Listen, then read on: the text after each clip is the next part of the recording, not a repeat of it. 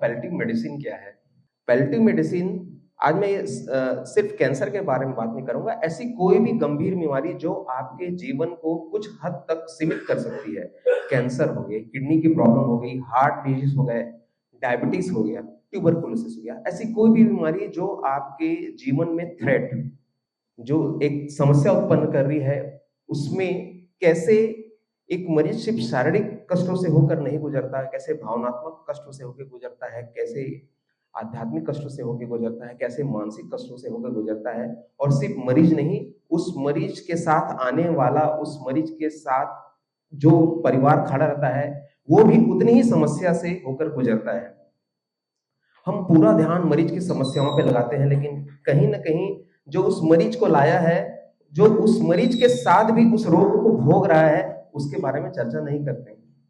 और यहीं पर सबसे ज्यादा मॉडर्न मेडिसिन की तकलीफें हैं, क्योंकि अब जब तक मरीज को उसी वातावरण में रहना है, उस पारिवारिक वातावरण में रहना है, वो अस्पताल में कुछ घंटों का समय, कुछ दिनों का समय बिताएगा, अल्टीमेटली उसे घर जाना है। हम जब तक उस घर का और सामाजिक परिवेश में जब तक परिवर्तन नहीं लाएंगे, मरीज को राहत नहीं मिलेगी। WHO ने 1948 में जो अब वो डेफिनेशन बहुत रिवाइज हो गया है कि भावनात्मक स्वास्थ्य, आध्यात्मिक स्वास्थ्य को अब जगह मिलने लगी है स्वास्थ्य के परिभाषा में।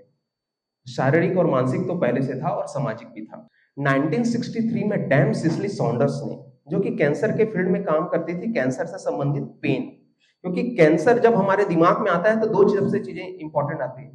एक तो मुझे बहुत ज्यादा पेन होगा, दूसरा अब मैं मरने वाला हूं। मृत्यु के बारे में बात करने की, मैं पेन के बारे में बात करूंगा।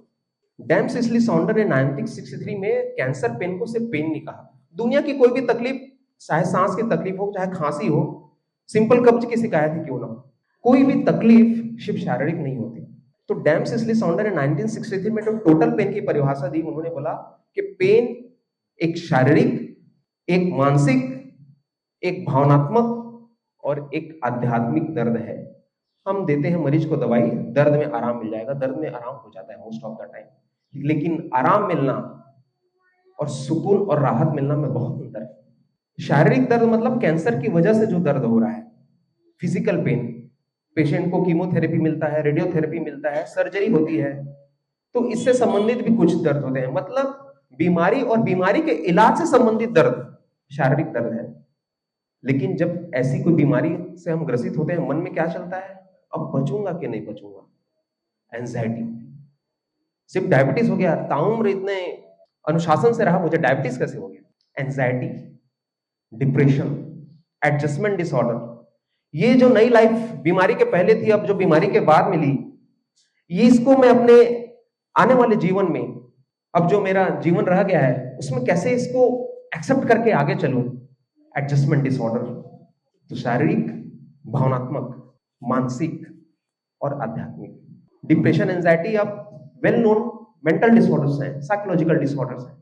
हम उस बीमारी के साथ कोप अप नहीं कर पाते और बहुत ज्यादा इमोशनली लेबाइल हो जाते हैं, वो एक इमोशनल डिसऑर्डर है। लेकिन कहीं ना कहीं हमें एक प्रश्न जब डॉक्टर के चैम्बर के अंदर जाते हैं तो प्रायः सुनने को मिलता है, जिसके बारे में मरीज भी बात करता है और डॉक्टर समाधान नहीं दे पाते। वहां पर रोल है होलिस्टिक मेडिसिन का, बिकॉज होलिस्टिक मेडिसिन में हम बॉडी, माइंड, स्पिरिट और इमोशन की बात करते हैं। तो जब मरीज डॉक्टर के चैम्बर के अंदर घुसता है तो पूछता है, सर व्हाई मी, मैं ही क्यों?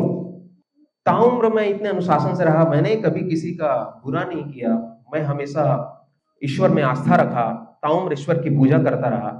कई लोग तो पान, बीड़ी, गुटखा, सिगरेट तंबाते हैं, मैंने तो जीवन में आज तक नशा नहीं किया। और वो अपने कैंसर के दर्द से पहले ये बात आपको पूछेगा। आज मैं यहाँ बात एक डॉक्टर के नजरिए से सिर्फ नहीं कर रहा हूँ, मैं धागे के उस तरफ बैठा मरीज भी हूँ, क्योंकि मैंने भी ये प्रश्न कभी न कभी अपने किसी सगे संबंधी के लिए डॉक्टर से पूछा था। एक अच्छा डॉक्टर बनने के लिए सिर्फ किताबी ज्ञान की आवश्यकता नहीं होती है, अपने को उस कुर्सी पर, जिस कुर्सी पर वो बैठा है और सामने जो मरीज बैठा है, मैं मरीज हूं और कुर्सी पर बैठा हूं और मैं डॉक्टर से संवाद कर रहा हूं, उस भावना के साथ उसे मरीज को प्रत्युत्तर देना चाहिए। तो ये वाई मी है, ये क्या है? ये क्या एक शारीरिक कष्ट है? क्या है भावनात्मक कष्ट है? क्या है मानसिक कष्ट है? ये आध्यात्मिक कष्ट है। मैं ही क्यों? और सभी कष्टों का इलाज है, लेकिन आध्यात्मिक कष्ट का निवारण पूरे मेडिकल साइंस में सबसे ज्यादा कठिन है। सर आप इस बात से एग्री होंगे? और जिस दिशा में एक बहुत सराहनीय, एक बहुत ही अच्छा काम पॉजिटिव हेल्थ जोन कर रही है, जो जहां मुझे अभी रिसेंटली ही जानने को मिला। आध्यात्मिक कष्ट को आप कैसे निवारण करेंगे? और जब तक आप आध्यात्मिक कष्ट का निवारण नहीं करेंगे, मरीज को सुकून नहीं मिलेगा, उसके दर्द में राहत नहीं मिलेगा, जिसके बाद 1963 में डैम सिसिली साउंडर ने अपने दर्द की परिभाषा में किया था, शारीरिक, मानसिक, भावनात्मक, आध्यात्मिक कष्ट। तो जब भी आप किसी डॉक्टर के पास जाएं, जहां पर मैडम ने डॉक्टर को सौंपने की बात कही आपने, मैं पूर्णतः इस चीज से सहमत हूं।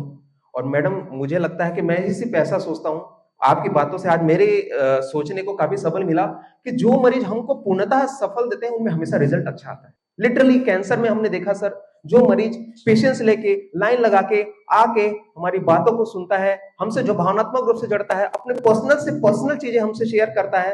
हाँ, हो सकता है चीजें कभी कभी हमारे कन्वेंशनल, हमारे जो मॉडर्न मेडिसिन है उसके बियॉन्ड हो, लेकिन एक डॉक्टर का काम सिर्फ मरीज के रोग को ठीक करना नहीं है। हिपोक्रेट्स ने कहा ना, जब डॉक्टर में फर्स्ट ईयर में जाते हैं, हम पहला कसम जो खाते हैं, हिपोक्रेट्स का जो बोलना है, treat often, cure sometime, care always. हम केयर करने की हमेशा कोशिश करते हैं, और उस केयर करने के दौरान हम उसको ट्रीट भी करते हैं, हम उसको क्योर भी करते हैं, लेकिन कुछ असाध्य रोग प्रकृति के नियम के साथ चलती हैं, तो उस समय मरीज को केयर जरूर करते हैं, उसे राहत जरूर पहुंचाते हैं। जिस हिसाब से मैडम ने बताया कि प्रेगनेंसी को आज के दौर में एक बीमारी समझा गया है, उसी तरह जीर्णावस्था को भी एक बीमारी की तरह जैसे देखा जा रहा है। शरीर है, हम पैदा हुए, जैसे मैंने बताया मैडम, पैदा होने को भी बीमारी की तरह दिखता है। पैदा होना एक मेडिकल इवेंट नहीं, एक सोशल इवेंट है, और मृत्यु होना भी एक मेडिकल इवेंट नहीं, एक सोशल इवेंट है। इसको ओवर मेडिकलाइज करके हम अपने जीवन को और बद से बदतर बनाते जा रहे हैं। जन्म जरूर अस्पताल में होते हैं, इसका मतलब कतई नहीं है कि वो मेडिकल इवेंट है, वो सोशल इवेंट है। 95 साल के बुजुर्ग, लास्ट स्टेज कैंसर, वेंटिलेटर पे, पोता आके बोलता है, सर कुछ भी करिए, इनको जिंदा रखिए। क्या हमारे संस्कृति में हमारे बड़े बुजुर्ग जब खटिया पकड़ लेते थे, हम उठा के उनको वेंटिलेटर पे डाल देते थे? या हम खटिया बिछाते थे, आसपास सब उनके बच्चे बैठते थे, उनके पांव दबाते थे, पूछते थे आपकी इच्छा क्या है? घर के आसपास के किसी कंपाउंडर या किसी डॉक्टर को बुलाते थे कि इनके शारीरिक तकलीफों का आप थोड़ा सा ध्यान रख लीजिए, मुंह में गंगा जल डालते थे, पूजा पाठ करते थे।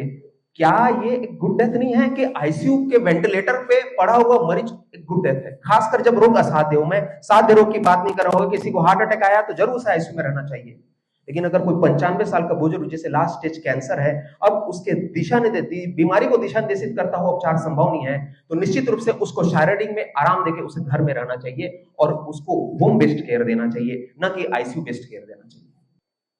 तो हम यहाँ पर गुड बर्थ के साथ साथ गुड डेथ का डेफिनेशन भूल गए हैं। गुड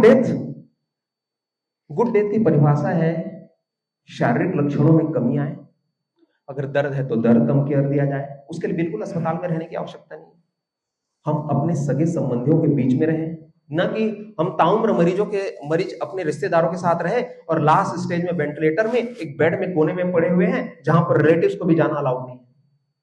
प्लस जो आने वाला है उसके बारे में जानकारी हमें, कई सारे मरीज को हमने अपने प्रैक्टिस में देखा है कि उनके जीवन में ज्यादा दिन नहीं होते हैं बीमारी की वजह से, फिर भी उनको पता ही नहीं रहता उनके साथ क्या हो रहा है। पूरा समाचार सिर्फ रिश्तेदार को, मरीज को नहीं पता। क्या उस मरीज को अधिकार नहीं है कि वो अपने बचे जीवन को अपने हिसाब से जी सके, अपने हिसाब से डिजाइन कर सके, अपने कुछ अधूरे ख्वाहिशों को पूरा कर सके?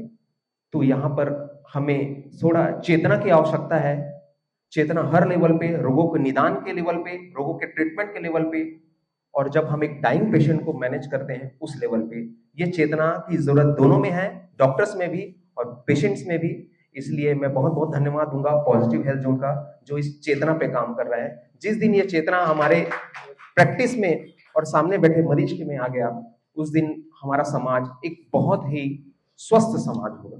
देखिए, जब हम आध्यात्मिक कष्टों की बात करते हैं ना, तो उसका कोई क्लियर कट डेफिनेशन नहीं है, क्योंकि हिंदू के लिए अध्यात्म अलग है, जैन के लिए अध्यात्म अलग है, इस्लाम के लिए अध्यात्म अलग है, बौद्ध के लिए अध्यात्म अलग है, एक नास्तिक आदमी का भी अध्यात्म होता है, उसके लिए अध्यात्म अलग है। तो जब हम आध्यात्मिक कष्टों की बात करते हैं तो उसके कल्चरल बिलीफ्स को कैसे नहीं सम्मान दें? तो मेरे कुछ जैन पेशेंट रहे हैं जो होम केयर पे थे, जहां पे संतार थे, जहां मुनि जी ने बोला अविनाश कोई भी टैबलेट नहीं देना है, कोई भी इंजेक्शन नहीं देना है, इस कष्ट को इसे भोगने दो, तभी जाके इसे।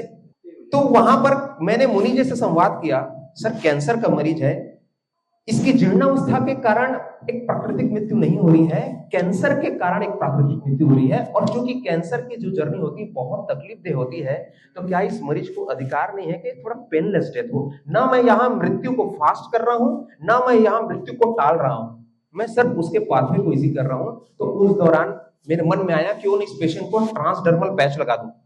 पैच लगाया, उसका पेन रिलीफ हुआ। मुनि जी के बात का भी सम्मान हो गया, मेरे बातों का भी सम्मान हो गया। मैंने मरीज को आईसीयू में नहीं रखा, ना मैं मेरे मरीज को फिट कराया, क्योंकि ये मेरे और मुनि जी मेरे से अनुभवी थे। वो बोले खाना पीना नहीं देना। और मैं एक्चुअली इस चीज को प्रैक्टिस करता हूं कि मरीज जब डाइंग डेथ बेड पे हो तो उसे खाने की जरूरत नहीं होती, उसे आपके लव, अफेक्शन और उनके सिम्टम रिलीफ की जरूरत होती है। हमारा बॉडी की डिफेंस मैकेनिज्म है कि जब ये डाइंग प्रोसेस के दौरान खाने को रिजेक्ट करता है, और चूंकि हमारा सोशल केयर, हमारे केयर गिवर्स, हमारे रिश्तेदार ये समझते हैं कि ये मरीज डेथ बेड पे इसलिए क्योंकि ये नहीं खा रहा है, खाएगा तो उठ जाएगा। वहां पर डॉक्टर का काम होता है पेशेंट के रिलेटिव्स की काउंसलिंग करना। और आप करके तो देखिए, आपको रिजल्ट मिलेगा। आज तक मुझे कभी ऐसा नहीं हुआ कि मैंने रिश्तेदार को समझाया हो इस न्यूट्रिशन के बारे में लास्ट फेज ऑफ लाइफ में और वो ना समझा हो। बहुत बहुत धन्यवाद।